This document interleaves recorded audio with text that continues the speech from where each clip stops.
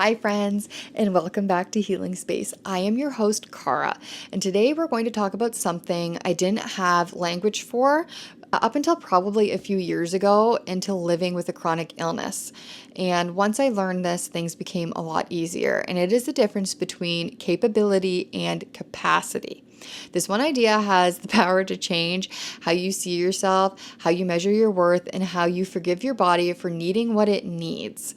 Before we begin, I want to thank UCB for supporting this episode. Thank you, UCB, for believing in this community and helping us create resources that go beyond just the medical side. Let's get into it.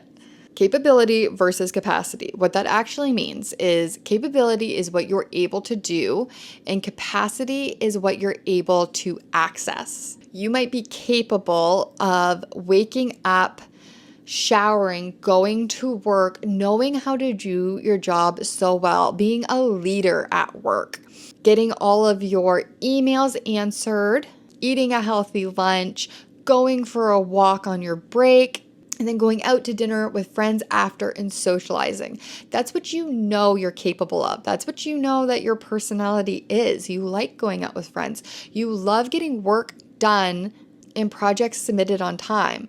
But then some days you wake up and you just feel like you can't achieve those things. You don't understand why when you open your email, you feel like you just can't answer it. You know that you're capable. You sit there and you stare at the screen and you're going, I know I'm capable of answering all these emails. I know I'm capable of getting my work done today. I'm capable of going for a walk, but I just can't get myself to do it. What is wrong with me? And then you can go into a whole shame spiral of, I must be lazy. I don't have good work ethic. What is wrong with me?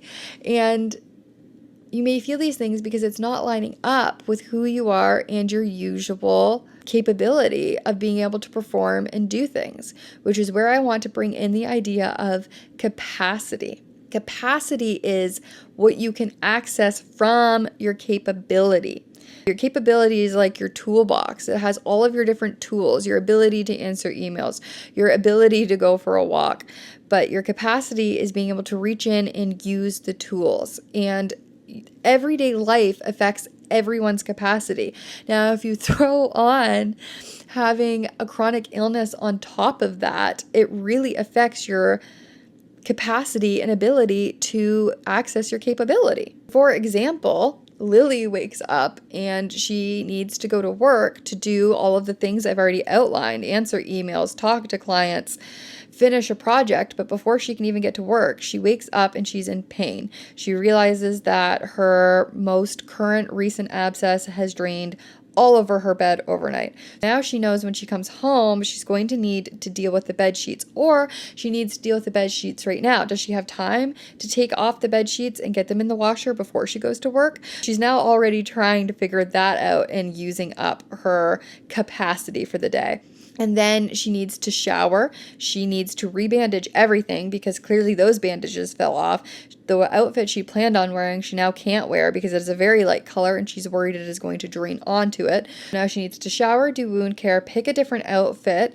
She needs to go down and she needs to make her lunch to bring to work, but she's already exhausted because you can think of your capacity like a battery. And if she woke up and her battery is already at 40% because she's flaring, her entire system is acting up, well, she's already used, 20% of her capacity just trying to get to work. Now she's at work and she only has 20% capacity to access her capability, and she's upset with herself because she's having a hard time answering emails. She had to spend all morning trying to figure out when she's going to wash her bed sheets, changing her outfit, trying to shower, trying to do wound care. Now her capacity is so much lower than it usually is. And with someone with chronic health conditions, our capacity is normally lower. And now it's extra low. And now she's beating herself up because she can't figure out why she can't just answer the emails. Well, Lily, you can't answer the emails because your capacity is so low because you had a really hard morning and you're not lazy. You woke up and you did laundry. Most people just wake up and make their bed. You had to wake up and do laundry. Most people just put on some blush and brush their hair, and out the door they go. No, for Lily, she needed to do an entire shower and wound care, and that was painful. And pain also drains your battery. It drains your capacity. And then she had to pick a different outfit. She already laid out her outfit the night before, and now she's picking a different outfit. You had to make so many decisions, Lily. And now you have to decide where you're going to start at work, and you're just freezing because your capacity is low. I think you get my point.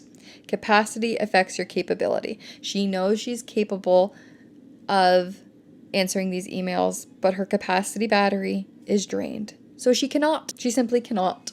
What are we supposed to do? And the answer is to give ourselves a lot of grace, and I think check in on our capacity rather than checking in on our capability. I think it's great when we know what we are capable of, because that is part of our personality. We know what our dreams and our aspirations and what we want to achieve with our days. And there's nothing wrong with that.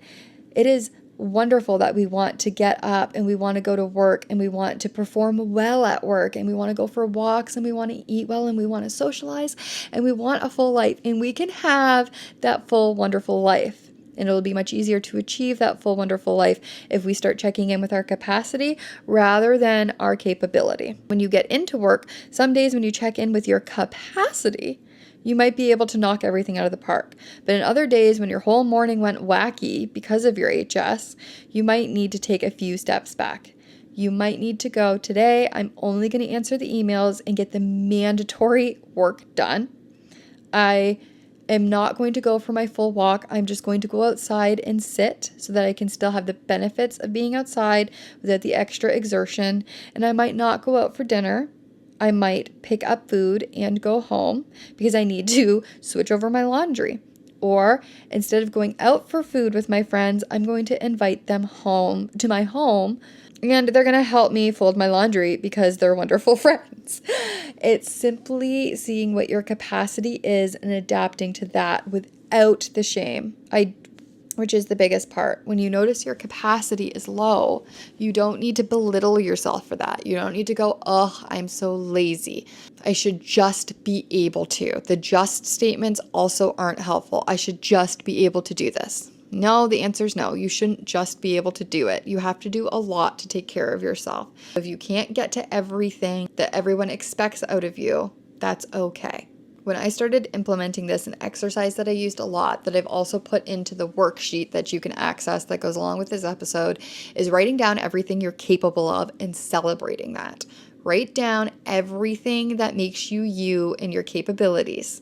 Your capabilities are awesome, and I know that you're a very capable person, and you don't need to prove that to anyone or even yourself, but writing them down allows you to see that you're not lazy and you're not incapable. And then every day you can do a mental check on what your capacity is. Fit everything that you are capable of to your capacity rather than fitting your capacity to what you're capable of. And then every day you're less likely to run your capacity battery to zero because you really want to avoid that. You don't deserve to be running on zero. When you see your iPhone or Android or whatever device you're using start to get low, you don't just let it die. You go, oh goodness, my phone just gave me a warning that it's at 20%. I'm going to charge it, right? When you feel your capacity hitting low, charge. Don't belittle yourself. You don't look at your phone and go, how dare you? How dare you be at 20%? You go, oh, I should charge you. And I hope you can have that same compassion for yourself and your capacity when it's lower. I want to thank UCB again for supporting this show and believing in our community. Until next time, be gentle with yourself.